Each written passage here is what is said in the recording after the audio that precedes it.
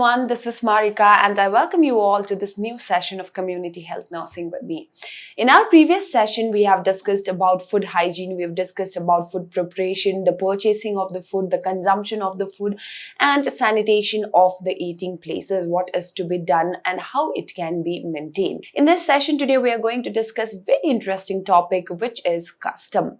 We are going to see in detail about what is custom and what are the different types of customs that are related to hygiene. The term custom is a very familiar term. We've heard about the term custom and it is one of the most commonly used terms. But what does the term custom stands for? The term customs are certain activities which are approved by special group and they are handed from one generation to another, or they are transferred from one generation to another. So customs are certain type of activities which have been approved by a special group of the community or the society. These activities are carried out in a particular community and it is also transferred from one generation to another generation. Customs usually are habitual, which means customs, as they are transmitted from one generation to another generation, it becomes habit for the particular community or the society to follow those customs.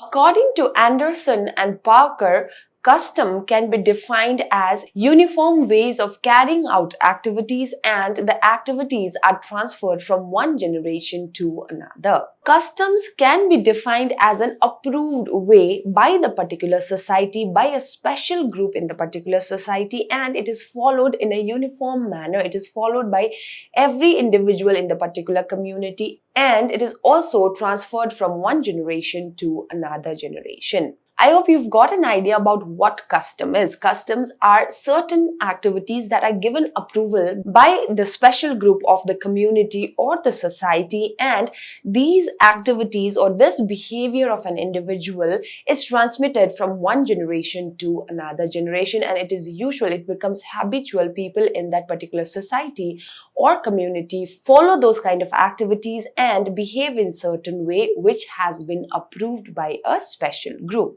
Let me give an example here. A bride wearing a white dress on her wedding day is a custom that has been followed from generation and it is still followed to this date. A bride wearing a white dress on her wedding day is also a custom that was started years ago and it is transferred from those times to even to the modern times. Even now we see that brides are found in white gown during their wedding day and it is a kind of custom. Now, customs can also be considered as norms or rules that are to be followed by a particular society. Every society has different custom. Every community has a different custom that they believe in or follow. And customs are also seen as set of rules that are to be followed by the community people or the society people. And if anyone in the community or the society tries to break the custom, then it is not acceptable. Customs are also one of the ways through which folklores of a particular community, of a particular society is transferred to another generation. When we see any society, we see that every society have a rule or have a set of custom that they follow from the time of birth to the death of an individual. Right from the birth of the child to the death of an individual, customs are followed in each and every society. Though the custom that is followed in one society differs from another, but there are certain customs that are followed by each of the community or society. Now, when we think about the birth of the child, right from the birth of child, certain rituals are performed. For example, holding prayers to thank God for the child that has been born. And as the child grows, the child slowly learns the custom that is followed in his community or in his religion. So from the time of birth of the child, we follow certain custom to the death of an individual. For example, even during the death of an individual, certain rituals are performed after the death of the person. So here also the custom that is followed, the rituals that are performed for each and every individual differs according to their religion, according to their family. But there are customs that are performed even after the death of the person. So we can say that customs are also one of the way to regulate the behavior of an individual. I have already told customs are approved way of behaving and it is approved by certain special group of the particular community or society. So people in the particular community or the particular society are expected to follow those customs. Customs can also be considered as a way of regulating the behavior of the people within the community. So they are expected to behave in certain way, and anything other than that will not be acceptable. People in a particular community are aware about how they should behave in their community, how they should act in their society, and what is acceptable and what is not. So this will help to regulate the behavior of the people within the community as well. I've been saying from the introduction that customs differs from one community to another, it differs from one society to another. So sometimes a very simple custom or a very usual custom in one particular community may be misinterpreted by another community, or it can also be considered as unacceptable behavior in another community. Customs differs from one community to another, one society to another, one nation to another nation. Therefore, it is not necessary that what is accepted in a particular community must be acceptable for other communities as well. Sometimes a particular custom that is acceptable in a particular community or a society may be unacceptable for another community.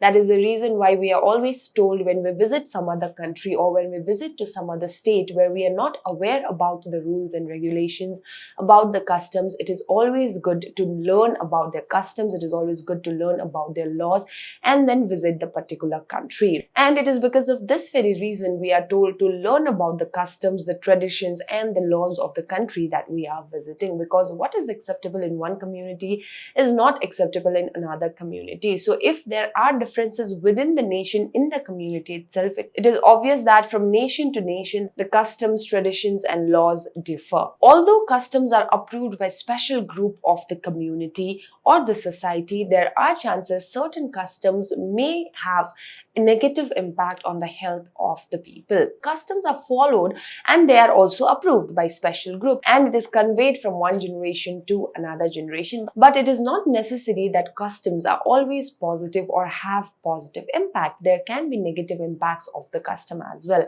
For example, in some customs it is believed that the child for the first 3 days of the birth must not be fed with mother's milk. So a newborn is not given breast milk after the birth up to 3 days. Now when we think about this custom, even though it is approved by the particular society, it is not the right thing to do because it will impact the health of the baby. There are certain customs which has a negative impact on the health or which have negative impact on various aspects of an individual's life, and those kind of customs are to be reformed. But how can we reform a custom? How is it possible? Because it has been followed from long period of time and people have accepted it as a regular pattern of behavior. How can we reform? What are the ways through which we can help reform those kind of customs? It is through education and information. When we are able to educate the people, when we are able to inform the people about the negative aspect of the customs, then we might be able to bring the change or we might be able to reform the custom. So right education and information must be provided to people, and people must be motivated to bring those changes in their regular pattern of behavior.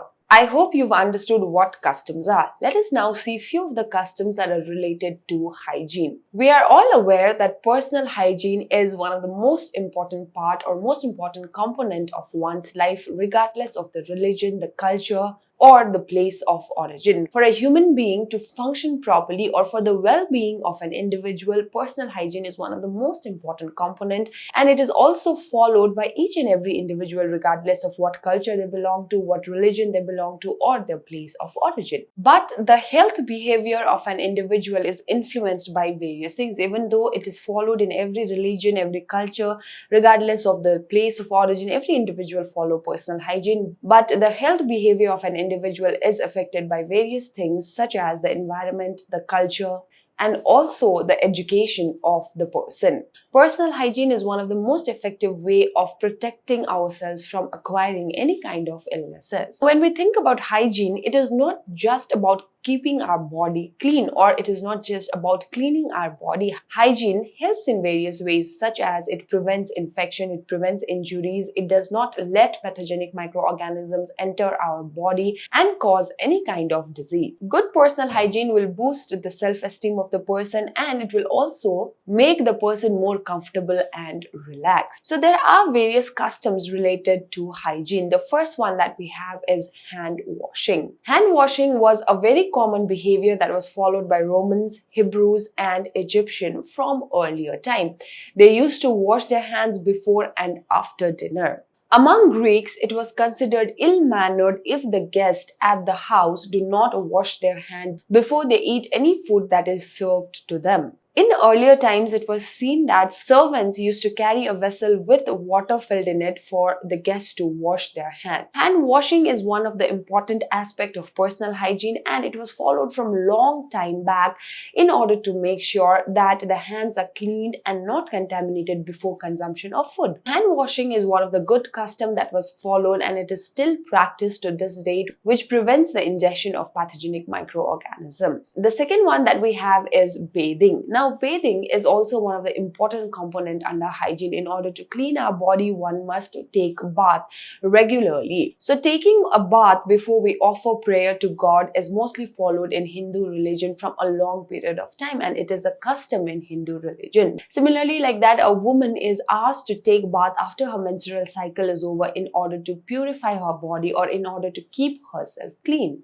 So bathing is one of the good custom that was followed from earlier time in order to maintain the hygiene of the person, which helps to prevent any kind of illness in the body. The third one that we have is hair care. In many of the customs, especially in India, women were asked to cover their head with a piece of cloth and men were asked to shave their beards and keep their hairs short. And all of these are certain customs that were followed in order to keep oneself hygienic, in order to make sure that the hair is not found in the food products that are consumed by the people. So this is also one of the custom that was followed, one of the hygienic custom that was followed by people. There is also a custom even to this date that men has to shave their head after the death of their parents. So this is also one of the custom that is followed even to this date in Hindu religion. The next one that we have is face care. Now, face washing or care of face is one of the most common thing that has been followed from years, from ages, and the secrets that were used by people in earlier days when cosmetics were not available is also passed on from generations to generation. Face care or face hygiene is not just to be followed by women. It is both for male as well as females. Few of the products that were used in India were neem and coconut oil. Neem is used in order to prevent acne or in order to make sure that the face of the person do not have any kind of scars, and coconut oil was used in India by men and women in order to make sure that their skin remains hydrated. And finally, we have nail care. So nails are supposed to be trimmed short. It must be kept short in order to make sure that there are no organisms on the nails of the person. So in earlier days, people were asked to cut nails only on certain days according to the custom of the particular community. For example, in certain customs, people are not allowed to cut their nails on Tuesdays and Thursdays. Every community, every society have different customs that they follow, and these are the few customs related to hygiene that were followed in India and many different parts of the world. So that is it for today's session. In this session today, we have discussed about what is custom and what are the different customs related to hygiene. It was a very short topic and a very simple one. I hope you've understood the class, and I'll see you all in the next session where we will discuss about customs related to food and taboo. Thank you and have a great day ahead.